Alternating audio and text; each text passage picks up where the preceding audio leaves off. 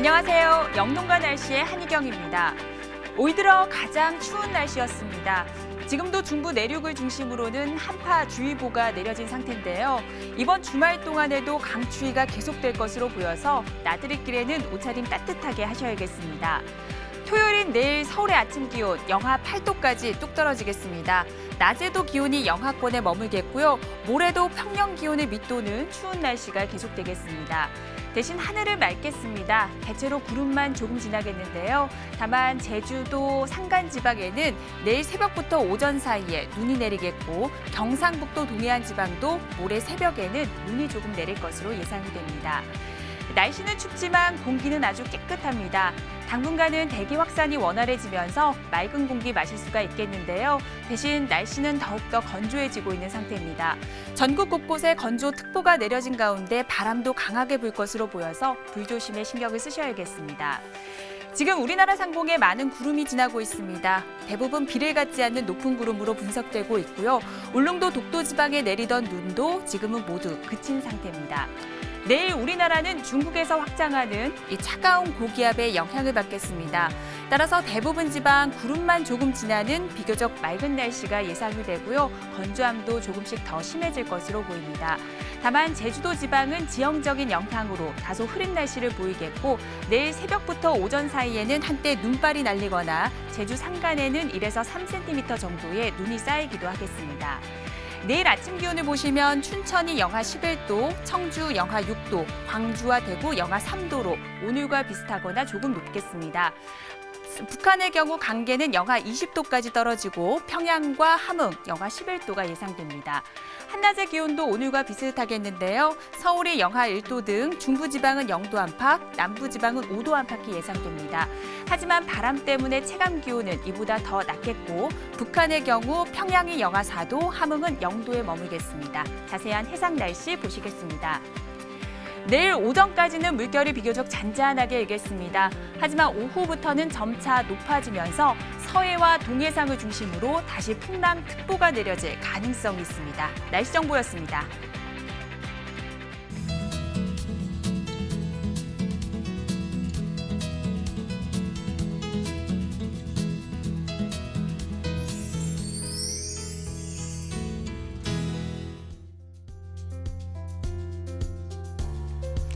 날씨를 알면 농사가 보인다. 영농가 날씨 오늘은 MBS 한국농업방송의 조영철 전문위원과 함께 이야기 나눠보도록 하겠습니다.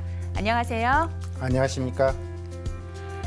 올 들어 가장 추운 날씨였습니다. 서울을 비롯한 중부지방은 낮 동안에도 기온이 영하권에 머무는 곳이 많았는데요. 먼저 이 시간 기상특보 상황부터 정리해 보도록 하겠습니다. 지금 경기 북부와 강원도 북부지방 그리고 충청북도 북부를 중심으로는 한파주의보가 내려진 상태입니다. 이 지역은 내일 아침 기온이 영하 12도 안팎까지 떨어질 것으로 보여서 밤사이 동파 사고 없도록 대비를 잘 하셔야겠습니다.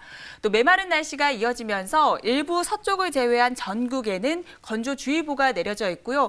대구를 비롯한 일부 경상북도 지방을 중심으로는 건조경보까지 내려진 상황이어서 불조심에 더욱더 신경을 써주셔야겠습니다.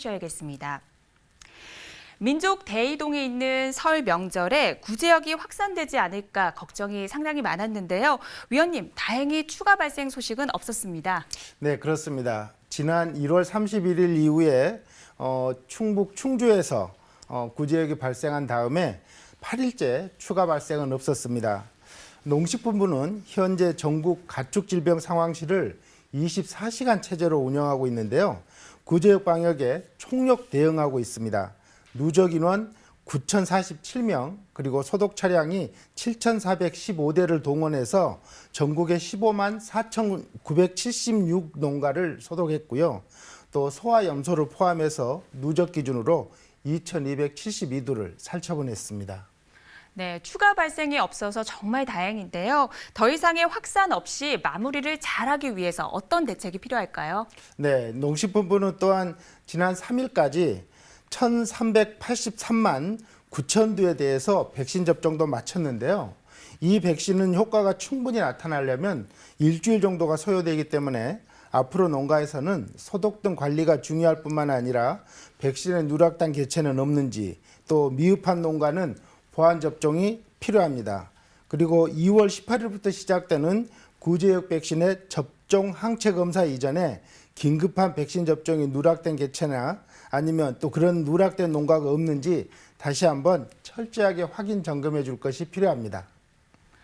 네, 구제역 바이러스는 기온이 낮을수록 생존 기간이 아주 길어지게 됩니다. 지금 중부 내륙 지방에는 한파주의보가 내려진 가운데 이번 주말까지는 이렇게 강추위가 계속될 것으로 예상이 되는데요. 이런 날씨에 꼭 필요한 구제역 방역 소독하는 요령에 대해서 짚어주시죠. 네, 구제역 방역 소독 방법 중에서 생석회를 활용하는 방법을 말씀드리면요. 물을 뿌린 후에 생석회를 살포하게 되면 1차적으로 물과 생석회가 고열 반응을 일으켜서 병원체를 사멸시킬 수 있는데요. 구체적인 방법은 땅바닥에 소량의 물을 골고루 뿌린 다음에 생석회를 충분하게 살포하면 됩니다. 이때 생석회가 알칼리성이기 때문에 생석회 위에 산성 소독약을 뿌리지 말아야 하는데요. 산성 소독약을 뿌리면 중화되어 소독 효과가 없어져 버리기 때문입니다. 그리고 주의하실 점은 생석회를 사용할 때 가축이나 사람에게 직접 닿지 않도록 주의를 하셔야 되고요. 그리고 최소한 일주일 간격으로 생석회를 살포해 주는 것이 좋습니다. 오늘 아침 기온이 영하 10도 안팎까지 떨어졌고 낮 동안에도 기온이 영하권에 머무는 곳이 많았습니다. 오늘처럼 이렇게 추운 날씨가 되면 구제역 방역 대책은 물론이거니만 한파 대비 역시 아주 철저하게 해야 될 것 같은데 어떻습니까? 네, 그렇습니다. 오늘처럼 날이 이렇게 갑자기 추워지면요. 소나 돼지 또는 닭, 염소를 포함한 축산 농가들은 보온 대책에도 만전을 기해야 되는데요. 그중에서도 특히 돼지는 만약에 갑작스러운 저온 스트레스를 받게 되면 어미돼지의 경우에는 번식 능력이 그리고 새끼 돼지들은 면역 능력이 크게 낮아지기 때문에 돼지 유행성 설사나 또 돼지 호흡기 질병 등 각종 질병에 감염되기 쉽습니다. 이렇기 때문에 더더욱 보온에 신경을 쓰셔야 합니다. 네, 그러면 먼저 돼지를 사육하는 적정 온도를 알아본 뒤에 구체적인 보온 대책에 대해서도 살펴주시죠. 네, 돼지의 경우에 적정 사육 온도는 돼지의 연령에 따라서 차이가 있는데요. 출생 직후에 새끼 돼지들은 따뜻함을 느낄 수 있도록 방 온도를 30도에서 35도로 유지해 줘야 하고요. 그리고 조금씩 낮춰주면 되는데요. 태어난 지 일주일 된 돼지의 경우에는 25도에서 30도로 그리고 태어난 지 3주에서 6주가 되어서 젖을 때는 이후에는 20도 내지 25도로 관리해 줍니다. 그리고 나서 젖을 떼서 45kg이 될 때까지는 18도에서 22도로 그리고 45kg 이상 다 큰 돼지의 경우에는 15도 내지 20도로 유지해 주면 됩니다. 네, 돼지가 저온에서 스트레스를 받지 않도록 축사 온도를 따뜻하게 유지해 주는 것이 좋을 것 같은데요. 구체적으로 어떤 대책을 세우는 게 좋을까요? 네, 돼지 축사의 보온 대책은 첫째는 벽에 단열재나 비닐을 대주고 또 축사 출입문에도 보온 덮개를 설치함으로써 새바람이 들지 않도록 해서 돼지의 체온을 관리를 해줘야 하고요. 또 이렇게 축사가 밀폐되어 환기가 충분히 못하게 될 경우에는 유해가스와 습도가 높아질 수 있고 또 그렇기 때문에 겨울철 온도가 낮은 시기에는 질병의 활동성이 강하고 소독 효과가 떨어집니다. 따라서 가온시설, 환기시설 그리고 전기시설을 점검하고 필요할 경우에는 수리와 보온을 해서라도 보온과 환기 관리를 꼭 해주셔야 됩니다. 그리고 끝으로 축사 외부에 노출된 그런 급수배관의 경우에는 동파 방지를 위해서 단열과 보온 조치를 꼭 해주셔야 합니다.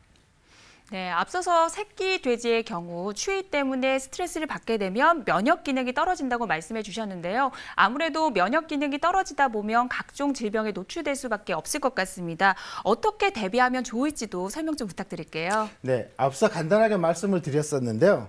새끼 돼지의 방 온도가 떨어지게 되면 새끼 돼지의 저항력이 떨어지고 그럼으로써 설사와 호흡기병의 발생이 높아지기 때문에 온도와 습도 그리고 환기 관리를 철저하게 해주셔야 됩니다. 이를 위해서 분만틀과 사육실 바닥은 항상 건조한 상태로 유지할 수 있도록 해야 하고요.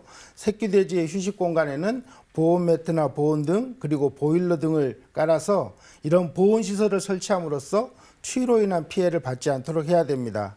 그리고 새끼 돼지가 갓 태어나서 어미 돼지로부터 초유를 제대로 섭취하지 못하면 허약해지고 면역력이 떨어져서 각종 질병에 대한 저항력이 낮아지므로 초기에 충분한 초유를 급여해야 합니다. 네, 그런데 사실 보온에만 너무 신경 쓰다 보면은 축사 내부의 공기가 상당히 나빠질 것 같습니다. 이 부분에 대해서는 어떻게 생각하세요? 네, 사실 이 축사 내부의 공기에 대해서는 농촌진흥청 국립축산과학원에서 국내에 있는 축산시설들의 미세먼지 농도를 측정한 바 있는데요. 이게 축사 바깥과 못지않게 축사 내부도 아주 심각한 상태였습니다. 창문이 없는 무창 형태의 강제환기식 구조의 자동사는 미세먼지 농도가 모든 계절에 세제곱미터당 630 마이크로그램이었고 자연환기식 비육돈사는 410 마이크로그램이었습니다. 또 한우사는 140 마이크로그램인데 비해서 젖소를 키우는 유우사는 80 마이크로그램으로 조사가 되었는데요. 이런 수준은 기상청에서 미세먼지 예보 기준의 나쁨 수준을 훨씬 넘어서는 수준이었습니다. 네, 미세먼지를 예보할 때 81 마이크로그램 이상이 되면 나쁨이라고 저희가 예보를 합니다. 이럴 때는 바깥 활동을 자제해 주시라고 당부를 하는데요. 대부분의 축사가 나쁨 수준을 훨씬 뛰어넘고 있기 때문에 상당히 걱정이 되는데 각축에게는 안 좋을 것 같아요. 네, 사실 이제 축산 농가에서도 미세먼지가 많을 경우에 가축의 움직임이 둔해지고 호흡기 질환이 증가한다는 걱정이 있는데요. 이 돼지의 경우에는 겨울철 온도를 유지하기 위해서 축사 내부를 밀폐하기 때문에 환기가 잘 되지 않는 곳이 많습니다. 이렇다 보면 축사 내의 암모니아 가스와 미세먼지들이 돼지 호흡기를 자극함으로 인해서 돼지들이 스트레스를 받게 되고요. 또 돼지들의 움직임이 활발해지지 않고 계속 졸거나 힘이 없는 증상을 보일 수가 있고 나아가서는 폐렴 등 호흡기 질병의 가능성이 높아집니다. 게다가 또 환기가 부정할 경우에는 기침이라든지 눈곱이 끼는 증상이 늘고 심하면 폐사하는 경우도 있을 수 있습니다. 네, 무엇보다도 환기에 신경을 많이 써야 할 것 같은데요. 환기를 하다 보면은 축사 내 기온이 떨어질 수도 있고 여러 가지 문제가 생길 수도 있을 것 같습니다. 환기하는 요령에 대해서도 짚어주시죠. 네, 정확한 말씀을 해주셨는데요. 겨울철은 바깥 온도가 돈사 내부보다 매우 낮기 때문에 환기를 할 때는 비교적 바깥 온도가 올라가는 오후 2시나 3시 사이에 축사 내부 온도의 변화를 영향을 최소화할 수 있도록 최소량만 환기를 하는 것이 좋습니다. 또 바깥의 찬 공기는 바닥에 깔리는 성질이 있기 때문에 돼지와 같은 높이인 바닥면에서 환기를 실시하지 않고 가능한 천장의 환기구나 상층 팬을 이용하는 것이 좋습니다. 또 여기에서 환기와 함께 습도 관리도 신경을 써야 하는데요. 축사 습도가 50% 이하로 낮아져서 먼지의 양이 늘면 공기 중에 세균수가 증가할 수 있기 때문에 축사 내부 습도는 분무소독과 같은 방법을 이용해서 50% 내지 60% 수준으로 관리를 해주셔야 됩니다. 그렇지만 환기를 하지 않고 습도만 높여주게 되면 병원체가 증식하기 쉬워져서 질병의 발생의 가능성이 높아질 수 있기 때문에 과습되지 않도록 충분히 환기를 하면서 습도를 관리해 주셔야 합니다. 네, 환기 주의점 꼭 확인하셔야겠습니다. 그럼 우리나라 최대 양돈 단지인 충남 홍성군의 읍면동 날씨와 함께 주간 날씨까지 상세히 알아보도록 하겠습니다.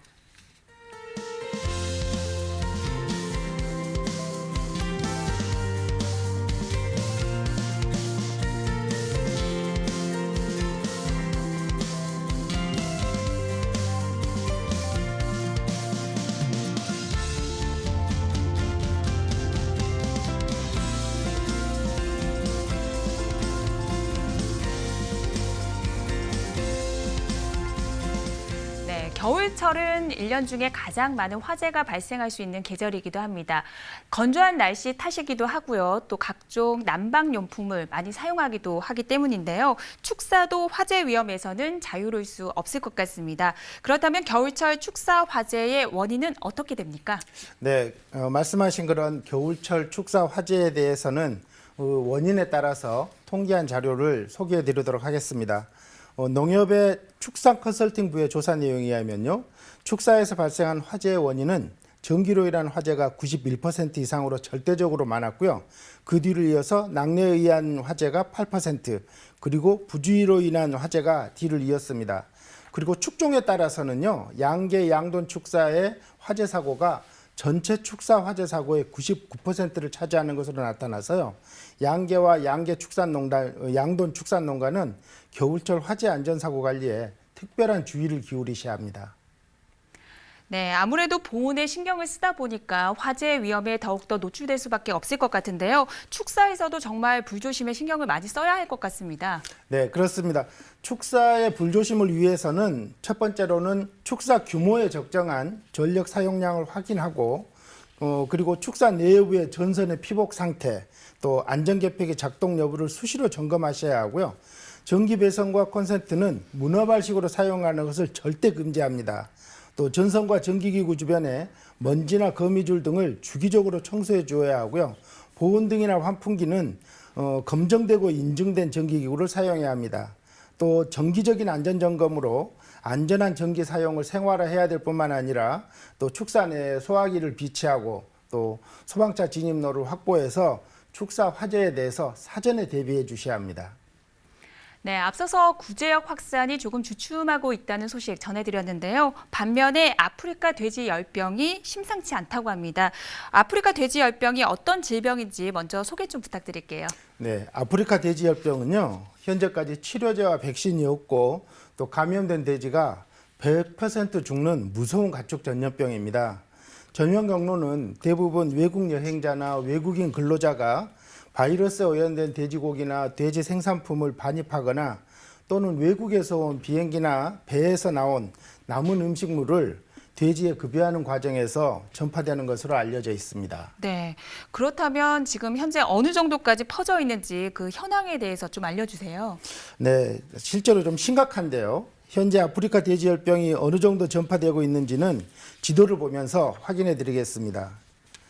노란색으로 표시된 중국 내 지역에서 아프리카 돼지열병이 발생했는데요. 지난해 8월 초에 랴오닝성에서 처음 발생해서 중국 전역으로 확대되고 있습니다. 특히 우리나라 인근 지역인 야오닝성에서 14건, 지린성에서 4건, 헤이룽장성에서 6건 등 중국에서 총 97건이 발생해서 현재까지 95만 마리 이상을 살처분했습니다. 게다가 지난해 11월에 백두산 인근 지린성 바이산시에서 폐사한 야생 멧돼지 사체로부터 아프리카 돼지열병 바이러스가 분리된 것으로 알려졌기 때문에 더더욱 국내 발생을 예방하기 위한 축산 농가는 물론 전 국민의 협조가 필요한 상황입니다.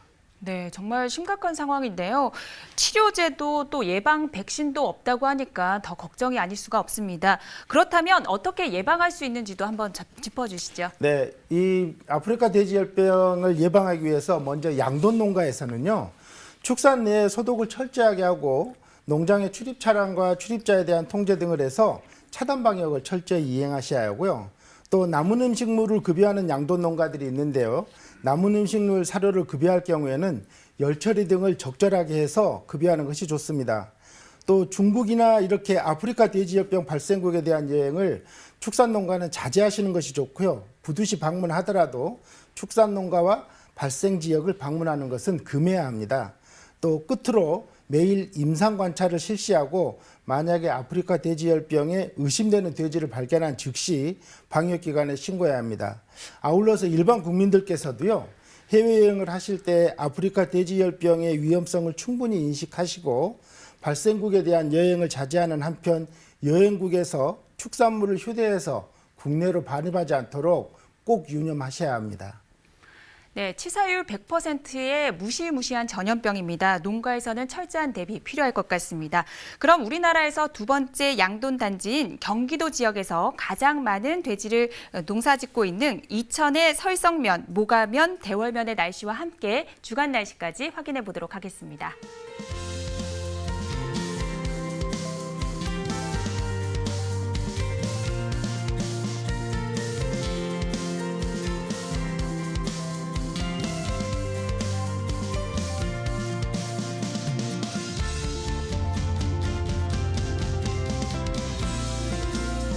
네, 오늘은 돼지 축산 농가의 월동 대비법에 대해서 알아봤습니다. 도움 말씀 주신 조영철 위원님 감사드립니다. 수고하셨습니다. 네, 지금 중부 내륙 지방에는 한파주의보가 발효 중입니다. 주말 동안에도 강추위가 계속될 것으로 보이니까요. 옷차림 따뜻하게 하셔야겠습니다. 저희는 다음 주 월요일에 찾아뵙겠습니다. 고맙습니다.